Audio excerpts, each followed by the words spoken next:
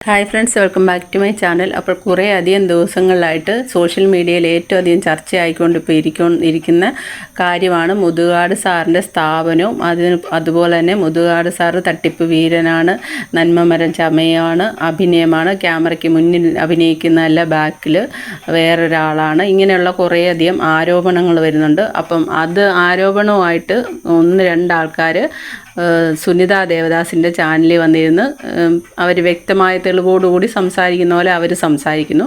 മറു സൈഡിൽ മറുനാടൻ ആണെങ്കിൽ എംപയർ എന്ന സ്ഥാപനത്തിൽ പോയി അവിടുത്തെ കുട്ടികളെയും കുട്ടികളുടെ അമ്മയും പേരൻസിനെയും എല്ലാം ഇൻ്റർവ്യൂ ചെയ്ത് ഈ പറയുന്ന ആരോപണങ്ങളിലൊന്നും ഒരു കഴമ്പുമില്ല, അവരെല്ലാം നന്ദിയും സ്നേഹവും ഉണ്ട്, ഇതുപോലെ സ്വന്തം സ്ഥലവും എല്ലാം കൊടുത്ത് ഇതുപോലുള്ള ഭിന്നശേഷിക്കാരായ മക്കളെ സ്വന്തം മക്കളെ പോലെ സംരക്ഷിക്കുന്ന ഒരു വ്യക്തിയാണ് മുതുകാട് സാർ എന്നാണ് അവിടെയുള്ള പേരൻസ് പറയുന്നത്. എന്നാൽ നേരെ തിരിച്ച് ഇപ്പുറത്ത് സുനിത ദേവദാസിൻ്റെ ചാനലിൽ വന്നിരുന്ന് പറയുന്നവർ അവർക്ക് അനുഭവിക്കേണ്ടി വന്നതായ കാര്യങ്ങളെന്ന് പറഞ്ഞാൽ അവർ അക്കമിട്ട് നിരക്കുന്നുണ്ട്. അപ്പം നമ്മളിവിടെ ചിന്തിക്കേണ്ട, ഒരു പേപ്പർ എടുത്താൽ രണ്ടു വശവും കേൾക്കണം, എന്നിട്ട് വേണം അഭിപ്രായം പറയാൻ എന്നുള്ളതാണ് ഒരു കാര്യം.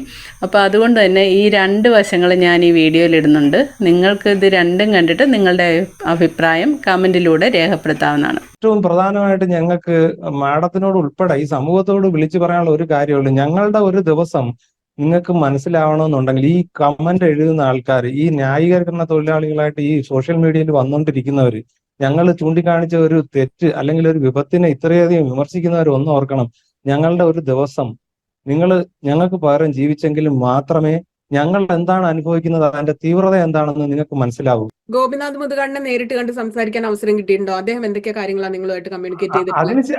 ആ അവസരം കിട്ടിയതിന് ശേഷമാണ് നിന്ന സമയത്ത് അപ്രതീക്ഷിതമായി സാറിൻ്റെ ഇവിടുത്തെ കാര്യങ്ങൾ അറിയുകയും വന്ന് അന്വേഷിക്കുകയും ചെയ്തപ്പോൾ അഡ്മിഷൻ കിട്ടുമെന്നുള്ള ഉറപ്പില്ലായിരുന്നു.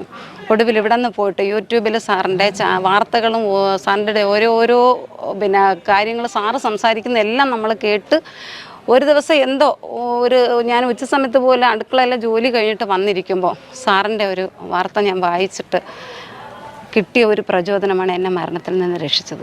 ഇല്ലെങ്കിൽ അന്ന് എൻ്റെ ജീവനും ഈ കുട്ടിയുടെ ജീവനും അവിടെ പൊലിയുമായിരുന്നു. അങ്ങനെ ഒരു മാനസികാവസ്ഥയിലായിരുന്നു ഞാൻ.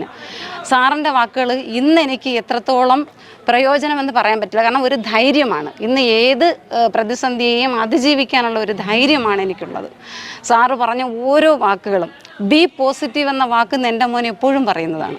എന്ത് പറയുമ്പോഴത്തേക്കും എൻ്റെ കണ്ണ് നിറഞ്ഞ പറയും, വേണ്ടമ്മ ബി പോസിറ്റീവ്, സാറ് പറയുന്ന അതാ. ആ ഒരൊറ്റ വാക്കിൻ്റെ പുറത്ത് ഇന്ന് ജീവിക്കുന്ന ഒരു അമ്മയാണ് ഞാൻ. എനിക്ക് പറയാനുള്ള ഒറ്റ കാര്യമില്ല, ഈ വിവാദങ്ങളൊന്നും തന്നെ ഒരിക്കലും ഞങ്ങൾ അംഗീകരിക്കത്തില്ല. ഒരു ഉദാഹരണമായിട്ടൊരു റോസാച്ചെടി നമ്മൾ എടുത്തു കഴിഞ്ഞാൽ ആ റോസാച്ചെടിയിലുണ്ടാകുന്ന പൂക്കൾ കൊഴിഞ്ഞു പോവും. പക്ഷേ ആ ചെടിക്ക് വെള്ളവും വളവും നമ്മൾ കൊടുത്തു കഴിഞ്ഞാൽ ചെടി അതുപോലെ നിൽക്കും, നിറയെ പൂക്കൾ ഉണ്ടാവും നന്നായിട്ട്. ആ ചെടിയും വെള്ളവുമാണ് ഞങ്ങൾ മക്കളും കുട്ടികളും സാറിന് ഇന്ന് നമ്മൾ നൽകുന്നത്. എൻ്റെ പേര് ഷീന എന്നാണ്. അലനസ്. ഇവൻ പാട്ട് ചെറുതായിട്ട് പാടത്തുള്ളൂ. പക്ഷേ അവൻ ഏറ്റവും ഇഷ്ടം ചെണ്ട കൊട്ടാനും മറ്റുമായിരുന്നു. അതിൽ ഞങ്ങൾക്ക് യാതൊരു ഇതും അവന് ചെയ്തു കൊടുക്കാൻ പറ്റിയിട്ടില്ല, അങ്ങനത്തെ ഒരു സിറ്റുവേഷനായിരുന്നു. പക്ഷേ ഇന്ന് എൻ്റെ മോൻ ഇവിടെ ഇന്ന് ഇത്രയും വലിയൊരു സ്റ്റേജിൽ കൊട്ടിയ ചെണ്ടയും അതുപോലെ കീബോർഡിൻ്റെ വായനയൊക്കെ കണ്ട് ഞാൻ തന്നെ കണ്ണ് നിറഞ്ഞു പോയി സാറേ. കാരണം അത്രയും വലിയ സ്റ്റേജിൽ ഒരു ഉപകരണം പോലും കൈകൊണ്ട് തൊടാത്തൊരു കുട്ടി ഇവിടെ വന്ന് ഈ 1 വർഷം തികയും മുമ്പ് ഇത്രയും ഭംഗിയായിട്ട് ഇതൊക്കെ ചെയ്യുക എന്ന് പറഞ്ഞാൽ എനിക്കൊരിക്കലും വിശ്വസിക്കാൻ കഴിയത്തില്ല. കാരണം ഒരിടത്തും കൊണ്ടുപോയി ഞങ്ങൾക്ക് ഇത്രയും പഠിപ്പിച്ചെടുക്കണമെങ്കിൽ ഞങ്ങൾക്ക് ജീവിതം പോലും എന്താണെന്ന് അറിയാതെ കൊണ്ടുവന്ന ഈ മകൻ ഇന്ന് ഏറ്റവും വലിയ സന്തോഷത്തിലുമാണ്. ഞാനും സന്തോഷവതിയാണ്. കാരണം ഇന്ന് ഈ ലോകത്തിൽ കിട്ടാവുന്ന ഏറ്റവും വലിയ ഭാഗ്യമാണ് ഞങ്ങൾക്ക് ദൈവം തന്നിരിക്കുന്നത്. ഹാപ്പിയാണോ? ഹാപ്പി. എന്താ പറയുന്നത് ഇവിടെ വന്നിട്ട്? സന്തോഷം. എന്തൊക്കെ ഇവിടെ ചെണ്ട കൊട്ടുന്ന വലിയ സന്തോഷമുള്ള കാര്യം? സന്തോഷകാര്യമാണ്. ഇവിടെ തന്നെ തുടരണം. തുടരണം.